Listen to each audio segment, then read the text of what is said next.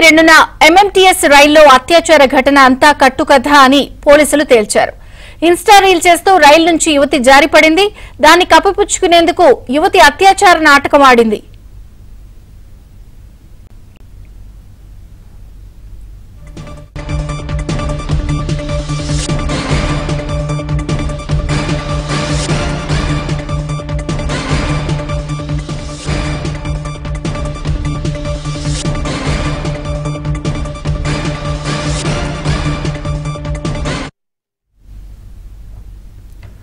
మార్చి 22న MMTS రైల్లో అత్యాచార ఘటనంతా కట్టుకథ అని పోలీసులు తేల్చారు. ఇన్స్టా రీల్స్ చేస్తూ రైలు నుంచి యువతి జారిపడింది. దాన్ని కప్పిపుచ్చుకునేందుకు యువతి అత్యాచార నాటకం ఆడింది.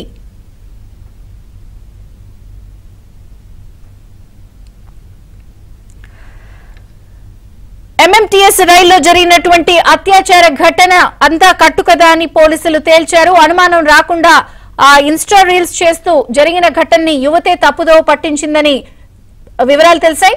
పూర్తి వివరాలు ప్రవీణ్ అడిగి తెలుసుకుందాం. ప్రవీణ్, మార్చి 22న ఎంఎంటీఎస్ ట్రైన్ లో తన పైన అత్యాచారం జరిగిందంటూ కూడా ఒక యువతి రైల్వే పోలీసులు కంప్లైంట్ చేయడంతో ఒక సంచలనం రేకెత్తించింది. ఎందుకంటే మార్చి 22న ఒంటరిగా మహిళలు ప్రయాణించేటువంటి బోగిలో ఒక అజ్ఞాత వ్యక్తి వెక్కి తన పైన లైంగిక దాడికి ప్రయత్నం చేశాడంటూ కూడా ఆమె ఇచ్చినటువంటి ఫిర్యాదులో ఉంది. కానీ ఈ కేసు సుదీర్ఘంగా విచారించినటువంటి పోలీసులు చాలా అంశాలను కూడా దృష్టి పెట్టడం జరిగింది. కానీ ఈ కేసులో మరొక కీలక మలుపు తిరిగిందని కూడా మనం భావించాల్సి ఉంటుంది. పోలీసులను తప్పుదో పట్టించడమే కాకుండా కేసులు అక్కడ అమ్మాయి పైన అత్యాచారం జరుపుకున్నప్పటికీ కూడా జరిగట్లు సృష్టించిందనేటువంటి అంశాన్ని అయితే పోలీసులు ఒక నిర్ధారణకు రావడం జరిగింది. ఎందుకంటే ఆమె ఇన్స్టా రీల్స్ ఎక్కువగా చేస్తుంటది. ట్రైన్ లో ఇన్స్టా రీల్ చేస్తున్నటువంటి క్రమంలో కింద పడిపోయి గాయాల పాలు కావడం జరిగింది. అది చూసి ఖచ్చితంగా తన పైన కేసు నమోదు అవుతుందనే భయంతో తన పైన అత్యాచారం జరిగింది. దీంతో తను నుంచి తప్పించుకొని కిందకు దూకానంటూ కూడా పోలీసులను తప్పుదో పట్టించినటువంటి పరిస్థితి కనపడుతుంది. దీంట్లో పోలీసులు నిజమని నమ్మి దాదాపు 20 రోజుల పాటు సుదీర్ఘంగా విచారణ జరిపినటువంటి పరిస్థితి. దాదాపు 250 సీసీ కెమెరాలను జల్లెడపట్టారు.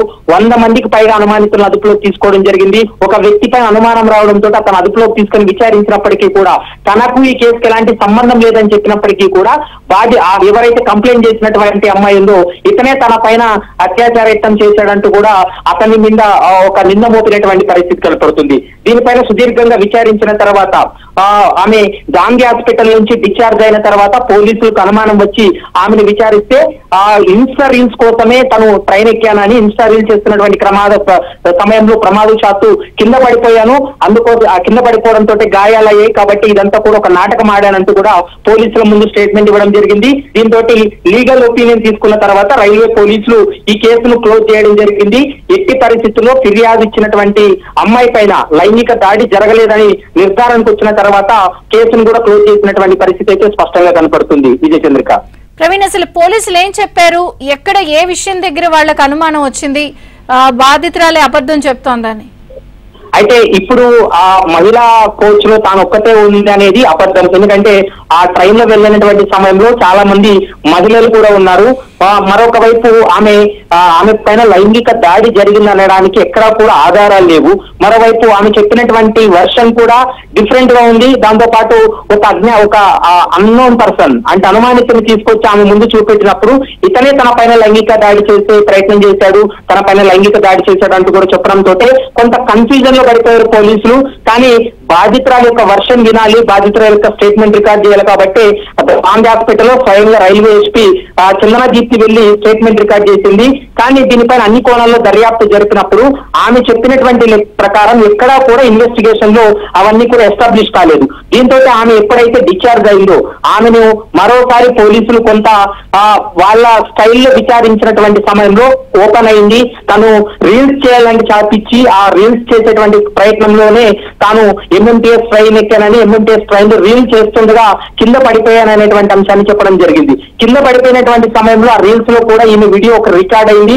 ఆ రికార్డును కూడా ప్రస్తుతం పోలీసులు గుర్తించిన తర్వాత లీగల్ ఒపీనియన్ తీసుకొని కేసును కూడా క్లోజ్ చేసినటువంటి పరిస్థితి అయితే కనపడుతుంది. ప్రస్తుతం రెండు తెలుగు రాష్ట్రాల్లో కూడా ఒక సంచలనమైనటువంటి కేసు మనం చూసాం. ఎందుకంటే ఇటు రాజకీయ పార్టీలు కూడా బీఆర్ఎస్ కూడా ట్రైన్ లోనే ఒక అమ్మాయి పైన లైంగిక దాడి జరిగిందంటూ కూడా ప్రస్తుతం కాంగ్రెస్ ప్రభుత్వం పైన దుమ్మెత్తిపోసినటువంటి సందర్భాన్ని కూడా మనం చూసాం. కానీ ఇప్పుడు రైల్వే పోలీసుల ఇన్వెస్టిగేషన్ లో కేసు మొత్తం కూడా తారుమారైందని చెప్పాలి. కేసు మొత్తం కూడా ఈ కీలక మలుపు తిరిగిందని చెప్పాలి. కేవలం అమ్మాయి రీల్స్ పిచ్చితోటే ఈ విధంగా ప్రమాదవశాత్తు కింద పడిపోవడం, అది కప్పిపుచ్చుకోవడం కోసమే పోలీసులు తప్పుదోవ పట్టించడం, తర్వాత అత్యాచార యత్నం చేశారనేటువంటి అంశాన్ని తెరపైకి తీసుకురావడం, ఇదంతా ఒక ఫాల్స్ కేసుగా కూడా నిర్ధారించిన తర్వాత ఈ కేసునైతే మాత్రం క్లోజ్ చేసినటువంటి పరిస్థితి కనపడుతుంది. కానీ ఇప్పుడు బాధితురాలు అమ్మాయి కాకుండా బాధితుడు ఇంకొక వ్యక్తి అవ్వడం వల్ల మరి అతనికి న్యాయం చేయడానికి ఏమన్నా చేస్తున్నారు? ఎందుకంటే అతన్ని అదుపులోకి తీసుకుని ఆ రోజు అరెస్ట్ చేసిన పరిస్థితి ఉంది కదా.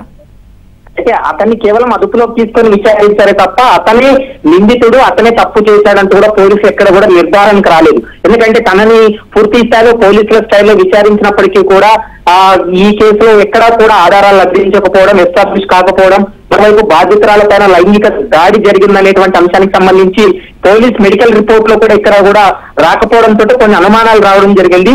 దాని ఆధారంగా చేసుకుని బాధితురాలను క్వశ్చన్ చేసినటువంటి సమయంలో ఇదంతా కూడా ఎస్టాబ్లిష్ అయింది. ఈ కేసులో ఇప్పటి వరకు ఎవరిని అరెస్ట్ చేయలేదు. కానీ దాదాపు 100 మంది అనుమానితులను అయితే మాత్రం అదుపులోకి తీసుకొని విచారించారు. దాదాపు 250 సీసీ కెమెరాలను పూర్తి స్థాయిలో అక్కడ అన్నింటినీ కూడా వాళ్ళు జల్లెడ పట్టడం జరిగింది. కానీ ఈయన చెప్పినటువంటి వర్షన్ కి ఇచ్చినటువంటి ఫిర్యాదుకు దానికి ఎక్కడా కూడా పొంతన లేకపోవడంతో కేసునైతే మాత్రం క్లోజ్ చేసినారని చెప్పుకోవచ్చు. విజయచంద్రిక.